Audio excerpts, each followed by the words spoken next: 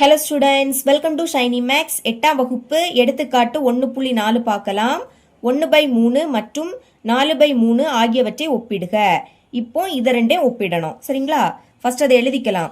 முதல் என்னது இருக்கு? 1/3. கொஞ்சம் ஸ்பேஸ் விட்டு 4/3. போன சம்மில் நமக்கு 1 ப்ளஸ்லையும் இன்னொன்று மைனஸ்லையும் இருந்து, ஆனால் இங்கே ரெண்டுமே ப்ளஸில் இருக்கு. இந்த மாதிரி ஒரே குறியீடில் இருக்கும்போது பகுதியை நீங்க பாருங்க, பகுதி சேமா இருக்கான்னு பார்க்கணும். இங்க 3 இருக்கு, இங்கே 3 தான் இருக்கு, சேமா தான் இருக்கு. இந்த மாதிரி பகுதி சேமா இருக்கும்போது நீங்க தொகுதியை மட்டும் ஒப்பிட்டா போதும். அதாவது மேலே இருக்கக்கூடியதை மட்டும் நீங்க ஒப்பிட்டா போதும். சரிங்களா? பாருங்க, 1 4.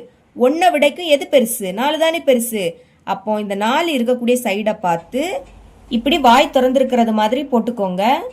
அடுத்து இந்த மாதிரி எழுதிக்கோங்க.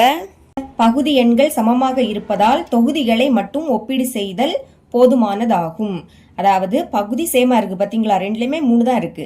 இந்த மாதிரி பகுதி சேமா இருக்கும்போது தொகுதி மேலே இருக்கக்கூடியதை மட்டும் நீங்க ஒப்பீடு செய்தால் போதும். இவ்வளவுதான் இந்த சம்.